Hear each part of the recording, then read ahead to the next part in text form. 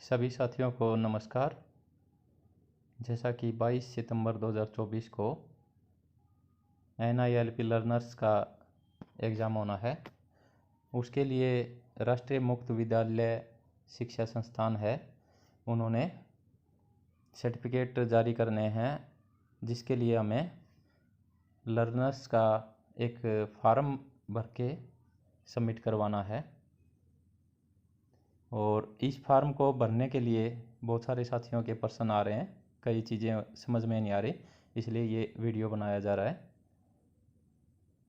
इसमें हम सीखते हैं कि फार्म में हमें क्या क्या भरना है और किस प्रकार भरना है। जैसे ये फार्म हमने ओपन कर लिया है। इस फार्म के ऊपर सबसे पहले शिक्षार्थी का रंगीन पासपोर्ट आकार का फ़ोटो चिपकाना है। और बहुत सारे जो लर्नर हैं वो या तो बुज़ुर्ग व्यक्ति हैं, सीनियर सिटीजन्स, उनके फ़ोटो मिलने मुश्किल हो रखे हैं। इसके लिए आप कृपया अपने मोबाइल में उनका एक अच्छा सा फ़ोटो क्लिक करके और कई सारे जो लर्नर हैं उनके फ़ोटो इकट्ठे करके एक शीट के ऊपर चिपका के इसमें मिल जाएगा फ़ोटोशॉप का ऑप्शन, और वो उसके ऊपर फिर आप लैब में जाके उसको प्रिंट ले सकते हैं। और इसमें ज़्यादा खर्चा भी नहीं आएगा, क्योंकि वो एक ही शीट के ऊपर बहुत सारे लर्नर्स के फ़ोटो आ जाएंगे और अपना काम इससे चल जाएगा। और ये एक हमारी तरफ से उनको लर्नर्स को एक फ़ोटो गिफ्ट भी हो जाएगा। उनके लिए भी आप कुछ एक्स्ट्रा फ़ोटो बनवा के उनको दे सकते हैं, जिससे वो उनके आगे काम आए, अन्य जो कार्य है उनके लिए भी। अब हम इसमें कॉलम देखते हैं। पहला कॉलम है राज्य, संघ, राज्य आदि का नाम। यहाँ पर अपने स्टेट का नाम लिखना है। इसके बाद जिला है दूसरे कॉलम में, इसमें ज़िले का नाम लिख देंगे, जो भी हमारा डिस्ट्रिक्ट है। फिर है पंजीकरण संख्या। ये पंजीकरण संख्या आपको मिलेगी। इसके लिए 11 जैसे डिजिट का यूडाइज कोड, आपका जो स्कूल का कोड है वो इसमें भरना है।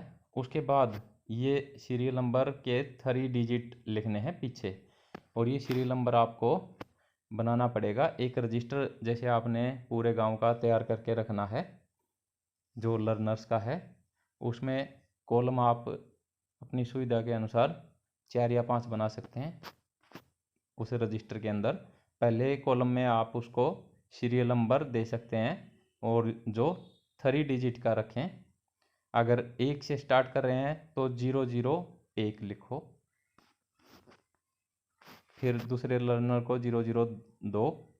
इसी प्रकार दूसरा कॉलम उस रजिस्टर में आप बनाएं, उसका नाम, उसका फादर नेम, तीसरा कॉलम में फादर नेम, और फिर है उसका मदर नेम, और एक कॉलम उनके रजिस्ट्रेशन नंबर का बना सकते हैं, जो आपको स्कूल यूज़र से लॉगिन करके सारे लर्नर्स की लिस्ट में से मिलेगा। उस लिस्ट में आप उनका जो रजिस्ट्रेशन नंबर आया है वो उस रजिस्टर में नोट करते जाएं। इस प्रकार आपका ये इस फॉर्म में भरने के लिए रजिस्ट्रेशन नंबर की जो 11 और 3 14 नंबर 14 डिजिट का जो कोड बनेगा वो इस प्रकार बन जाएगा। पहले यूडाइज का कोड आप अपने स्कूल का याद रखें और उसमें लिखें। इसके बाद जो रजिस्टर हमने तैयार किया है उस रजिस्टर के अंदर उसका जो संख्या है, उस संख्या को हम रोल नंबर भी बोल सकते हैं, सीरियल नंबर भी बोल सकते हैं। जैसे हम रेगुलर बच्चों के रोल नंबर लिखते हैं अपने जो रजिस्टर है, हाजिरी रजिस्टर, उसमें, उसी प्रकार उनको जो लर्नर्स हैं NILP के, उनको सीरियल नंबर दे सकते हैं और देना भी चाहिए। जैसे 001, 002, 003 ऐसे करके आप उनको सीरियल नंबर देते जाएं, और इस रजिस्ट्रेशन नंबर में यूडाइज कोड प्लस में वो उसका रजिस्टर में जो सीरियल नंबर या रोल नंबर दिया है वो लिखना है। फिर है मूल्यांकन का तरीका। इसमें आपको सिर्फ टिक लगाना है असेसमेंट टेस्ट के ऊपर। यहाँ टिक लगा देंगे। जैसे इसमें टिक लगा दिया ऐसे। इसके बाद फिर आपको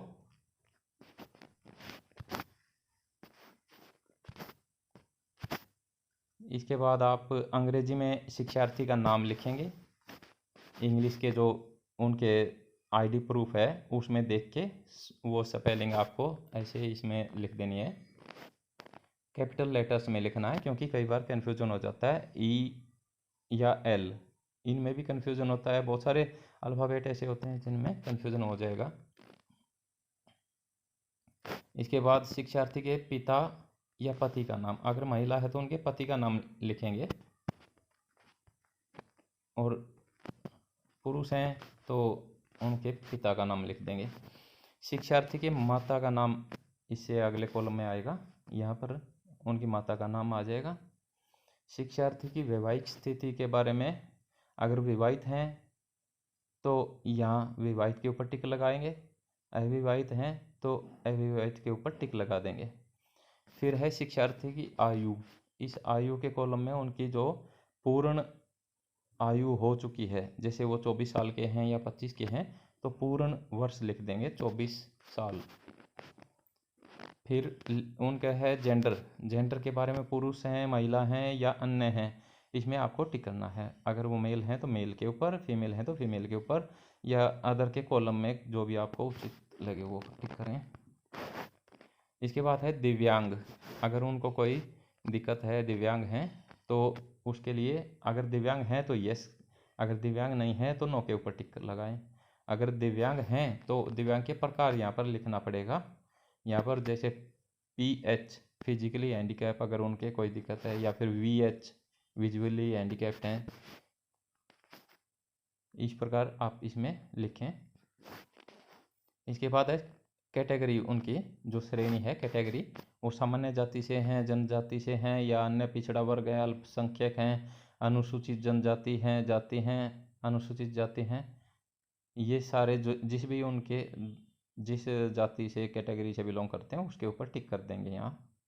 इसके बाद शिक्षार्थी का मोबाइल नंबर आएगा, यहाँ उनका मोबाइल नंबर जो आपने रजिस्टर में लिखा है वही नंबर यहाँ लिखना है, क्योंकि आपका ये मिसमैच हो जाएगा नहीं तो डेटा। शिक्षार्थी की आधार संख्या अगर उपलब्ध है तो ठीक, नहीं तो आप इसको खाली छोड़ सकते हैं, NA लिख सकते हैं यहाँ पर। इसके बाद है शिक्षार्थी के मूल्यांकन केंद्र या स्कूल का नाम और पता, जहाँ जो सेंटर उनको दिया गया है जहाँ वो एग्ज़ाम देंगे वो यहाँ पे नाम लिखेंगे उस स्कूल का, और स्कूल का पूरा पता लिख देंगे, कौन सा गांव है और कौन सी तहसील है, ज़िला है, और स्कूल कोड ज़रूर साथ में लिखना इसका। अब इसमें पंजीकरण संख्या 14 अंकों की होनी चाहिए, ये जो हमने पहले भी जिक्र किया था वो पंजीकरण संख्या है। यूडाइज कोड आएगा 11 डिजिट का, तो ये हो जाता है। और फिर गांव के रजिस्टर में जो उनकी लिस्ट में उनका रोल नंबर है या उनकी क्रम संख्या है वो यहाँ 001, 002, 003 ऐसे करके आप इसमें वो लिखेंगे, और ये 14 डिजिट का पूरा उनका रजिस्ट्रेशन नंबर हो जाएगा। और यूडाइज कोड में भी आपकी जानकारी के लिए बता दें, यूडाइज कोड के पहले जो 2 डिजिट होते हैं वो राज्य को बताते हैं, दूसरे सेकंड वाले डिजिट हैं 2 वो ज़िला है, और तीसरे नंबर पे ब्लॉक का कोड होता है, और फिर लास्ट में आता है गांव का कोड, और फिर स्कूल का कोड आता है जो उस ब्लॉक में या उस गांव में है।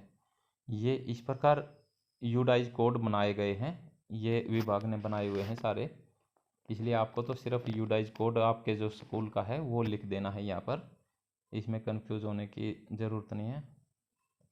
इसके बाद है सेकंड नंबर पर, कृपया मूल्यांकन के तरीके, वैवाहिक स्थिति, दिव्यांग श्रेणी के कॉलम के सामने उपयुक्त बॉक्स में टिक करें, वो ऊपर टिक करना है, ये जो आपको बताया था पहले।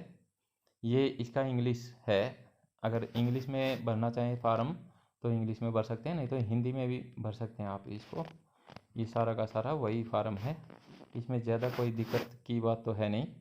अगर फिर भी कोई कन्फ्यूज़न आपको लगे तो इस वीडियो के जो कमेंट सेक्शन है उसमें आप लिख सकते हैं, आपकी समस्या का समाधान किया जाएगा। आज के लिए इतना ही काफ़ी। और इसके बाद आप अगले वीडियो के लिए इंतज़ार करते रहें, क्योंकि हम जल्दी जल्दी इसमें अपडेट करते रहेंगे। बहुत सारे साथी हैं जिनकी बार बार क्वेरी आती है, क्वेश्चन आते हैं, उन सब का हम कॉमन समाधान करने की कोशिश कर रहे हैं। धन्यवाद।